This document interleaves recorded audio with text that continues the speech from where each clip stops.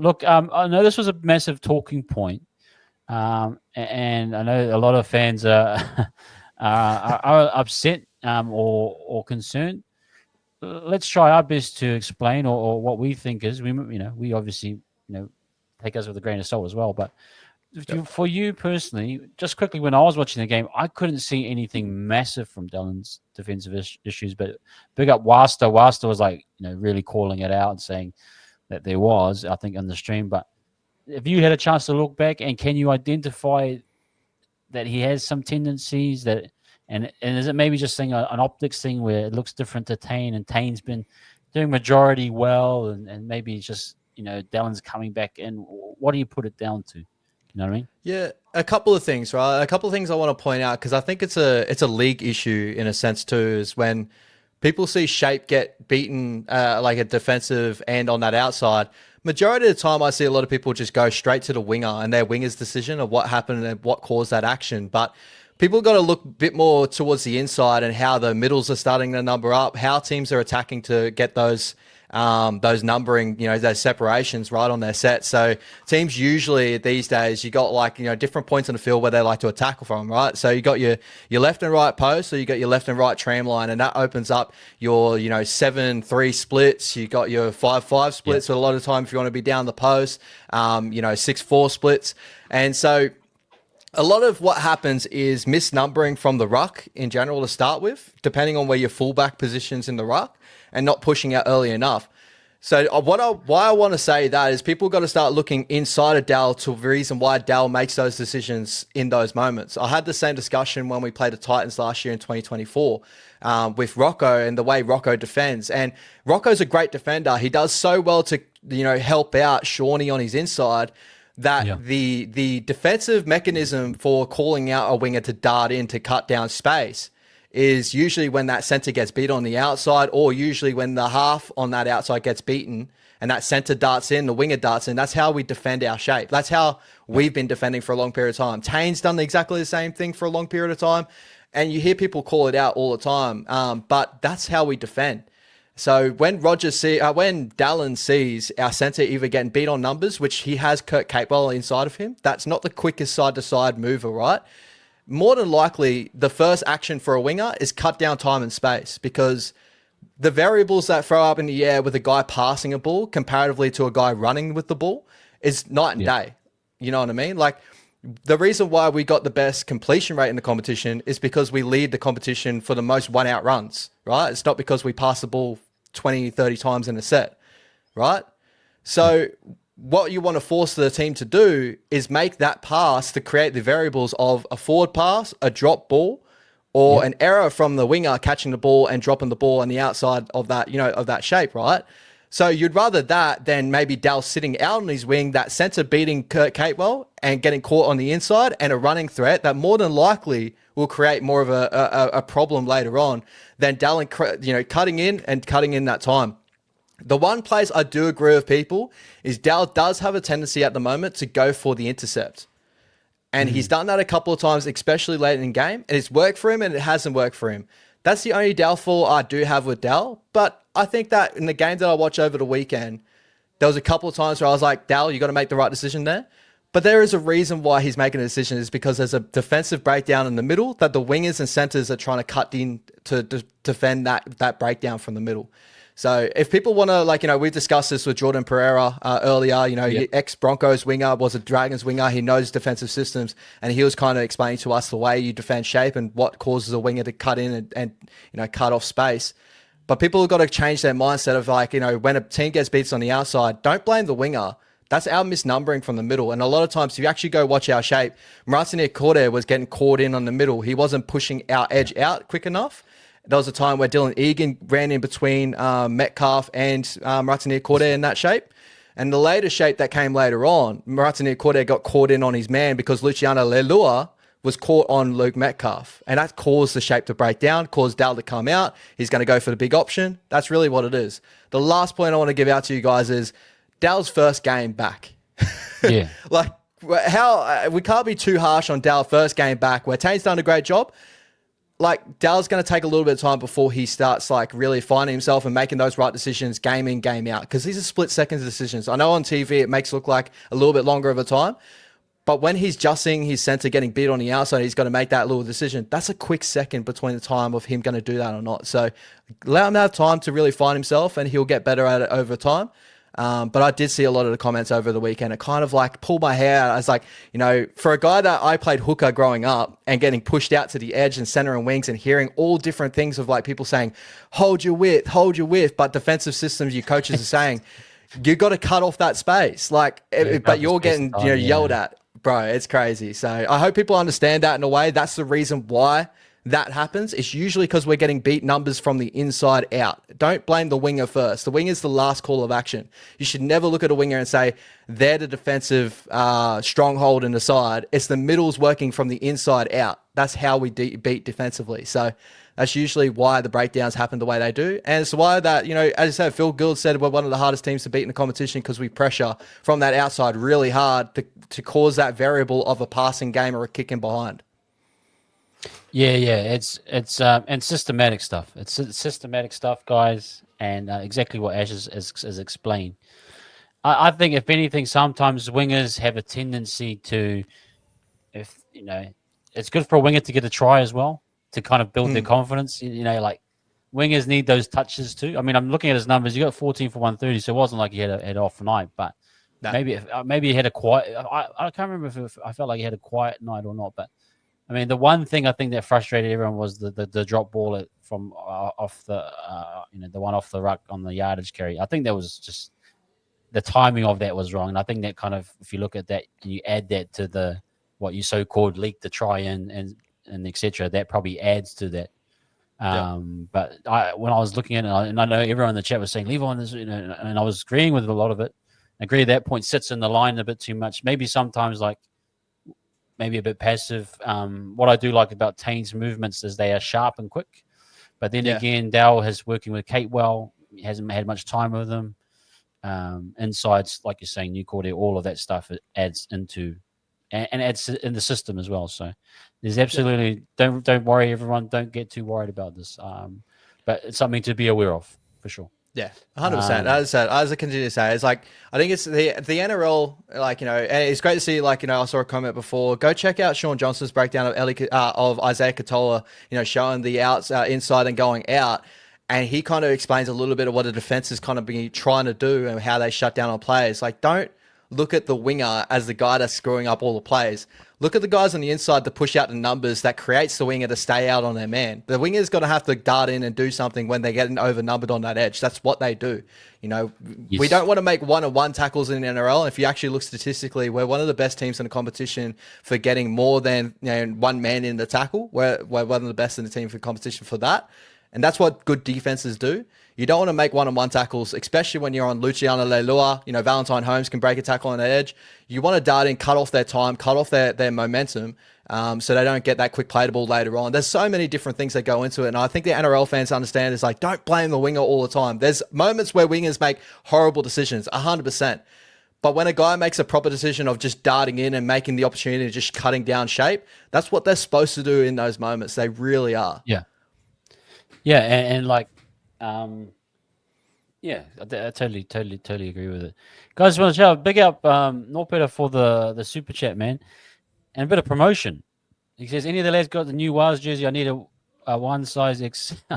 Can anyone else help out Norpeter? He's paid for this. He's paid to get this post up. Can anyone help him with the jersey? And Norpeter, if you're in here, try and tee up with someone to get that for you, brother. But the jersey, just quickly on the jersey, what do you think of that jersey that Louis Brown did? Very, very nice. It's unreal, bro. It's unreal. I love it. Dear Warrior, I love the story behind it. If you haven't gone and checked out, guys, the story behind it, go check it out on YouTube. Go check it out. But also, another thing I want to point out, I saw with watching it, I don't know if you'll be able to pick that up on the screen, but if you watch in the middle of it, Louis Brown is doing photography for it.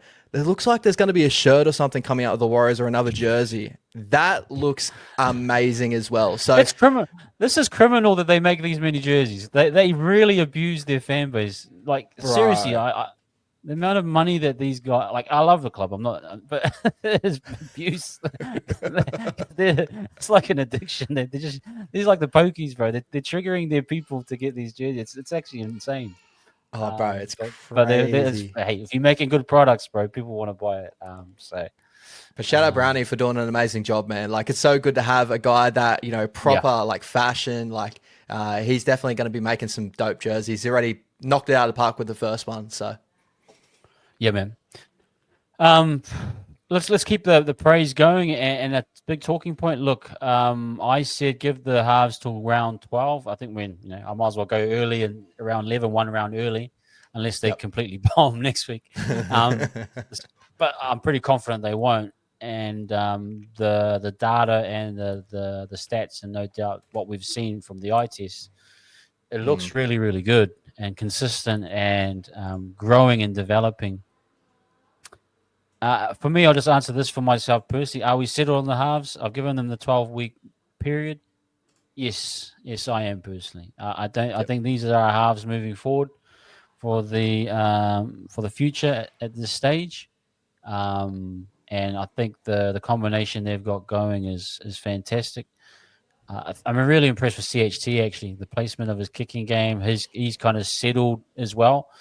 Um, he's kind of I think he's growing as a player in terms of just being more controlled and the tempo for both of them I feel like is slowing down. The brain Mm, is processing better. yep. And no doubt they've had good supports as well. Got a lot of experience around helping them, but I feel like Webby's guided them and it's great to have this convo because I know at the start of the season there was a lot of other talk around Tamide, Tanner coming in, a lot of praise for Tanner as well. We wanted some people were saying 6 weeks, some were saying 12. Now we're at this point, and it's great that these two have won the spots out, and they're holding it. And at this point in time, it's going to be very difficult for their jerseys to be taken off them, barring injury, Yeah. of course. But what do you make of the halves, bro? Are you settled as well? And how confident are you? Do you feel moving forward with these two to a potential finals run, or things like that? Um, yeah, Yeah, and honestly, this is coming from a guy. As you guys know, I made a video to start the season, and I was like, Tamade Martin needs to be our number 7, and Luke Metcalf needs to be our number 6, or whoever it was going to be. That was going to be the halves pairing for this year. And honestly, I think we all had Luke Metcalf in the halves, but Luke Metcalf as a 7 is really stepping up in that area and probably showing a lot of people the ability that he has had. So for me, he's the biggest tick, right? Like he is yes, running tied third for Daily M this year. Kicking wise, he's actually been really, really good. Like you're just looking at statistically, he's right up there with Daly Cherry Evans, Toby Sextons in the world, and only kicked 97 times this year. Like, so incredible for him. He's got a 40-20 to his name. Like he's showed really good ability in his game control. But then you start looking at his attacking ability off the back of that. He's the second best attacking half in the competition, running half in the competition right now. great. On run meter rate, right? So he knows how to run at the right times. He's scoring tries, line break assists. Like he's just doing everything that I love to see. Chanel, this is the other thing. Is like I said, Tomato Martin. I was playing that. I was like, yo, and I also said this year, I was like, I just don't know about Chanel Harris Davida and whether he, 6 wise, he could be consistent enough in areas to be the 6 for us this year. I think Chanel's probably been our most consistent half Yeah, for bro. probably this whole He's year, been right? real good. He's been real Yeah, good. like you couldn't say that he's having the big up end of like Luke Metcalf's game is, but defensively he's absolutely incredible. Like over the weekend we seem to get beat a lot more on Luke Metcalf's side, and Luke Metcalf's great defensively there too. So shout out to Lukey working on that area. But Chanel defensively locks in that edge so hard, and he's like his kicking game, as you said, his running game's getting there. Like he's been consistent for us week in week out. And like, we've seen moments where Tamade Martin last year that had up and down moments where like I wouldn't change a good thing when it's there. Like we got 2 young halves now. Like Tamade is definitely Yep. what I think he's 29, 30. Like he's around that range Yep. right now. So he's towards his end. You got Chanel that's in a good prime. You got Luke Metcalf is in a good age of his career. These guys are going to be around for a long period of time. We can build with these guys for a future. So I'm set, bro. I'm happy. Loving what they're doing defensively. Chanel, amazing. What Luke Metcalf's doing in every other part of the field, incredible. And what they're doing together, with just they look like they're great mates off the field too. Like they just look like they're really loving each other's company, and their connection's growing. So I think that we can't mess up a good thing in that area. If you start pulling pieces apart now, you're going to start meshing with connections, and I don't like to see that. So I'm really, really happy to see that, and I've got to pull my hands up. I was wrong. Tamade Martin, I was like, yeah, 100%. He's killing it in Cup, 100%. But what Chanel and Metcalf are doing this year, I'm loving both our halves right now. Just that left-footed kicking game, I think it was undervalued, or not that it was undervalued, but I thought it was important. You look at really good halves pairings in Luai and Cleary at the time, Munster and Hughes. Like you always had that left foot kicking option. It just alleviates pressure, and it takes they've got a good balance in terms of who's going to take a turn and who's going to do it, and that comes with communication and time, and they just needed time to work on that. Yep. But I think they're really finding good balance, which is great. I think they'll grow. They're young too. I agree with the young talk. Tamaiti is on the back end. I agree with that as well. Actually, just quickly on Tamaiti, I know people. It was a short stint, and it was in the middle. Like that look, was it effective, or was that did Webby go to that kind of as a last minute option? Because it's kind of weird because he had Healy the one week before, and Healy was killing it. Yeah. Went to Tamaiti for that specific game, and it looks like well, he's got both Healy and Tamaiti this time. What do you make of Tamaiti's little 20-minute burst? Yeah, I thought it wasn't too bad. I actually thought that I've never seen Tomato play in that middle forward type role, that lock forward type of role. And I thought, he got his shoulder in a couple of tackles. He looked like he was willing to get into it. And, whenever he had, I think he had a couple of touches, but it looked like he had a lot of energy. So I'm definitely not against it. Like we've seen it happen before. Whether we can get caught out by it over a long period of time, maybe if we're playing him at a 13 at a longer click, I probably don't like that. But it opens up the opportunity to put him at fullback and have Chance if Chance goes down or whatever happens there. There's a lot of opportunity where Tomato can fill in a role and do a job anywhere. Sam Healy can do very similar things with that hooker and middle forward type of role. But if we're going for spine members, I think Tomato does a great job there too. So I personally still love to have Sam Healy on the bench in that 14 jersey for that hooker rotation. I really enjoyed that. And I think that he just got dropped the cup just to work on a couple of things, and he'll be back up very shortly, which we see him in Seamless at the moment. Whether that stays that way, I don't know. But I enjoyed a little bit of what Tomato did, and it showed that he can play in the middle, so maybe it could be an option for the future. There was little moments where he was squaring up the attack a little bit, kind of opened a few little things, but you have to weigh that up against having a guy like him and his size in the middle. That's a tough area to work in, bro. So it's kind of an exotic look, what I would call, where if you want to be finesse and a little bit cute, maybe you go with it. But I agree, you go with a Healy or something a lot more solid to round out that.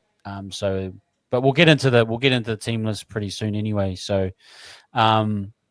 let's. Okay, we're set on the. I think we'll continue to talk about the halves. We've talked tons about the halves, and we'll continue as they continue to progress. But I think everyone here, at least Wise Up TV, and everyone in the chat, settled, done. We're happy with it as a fan base. So let's move forward and focus on other things. So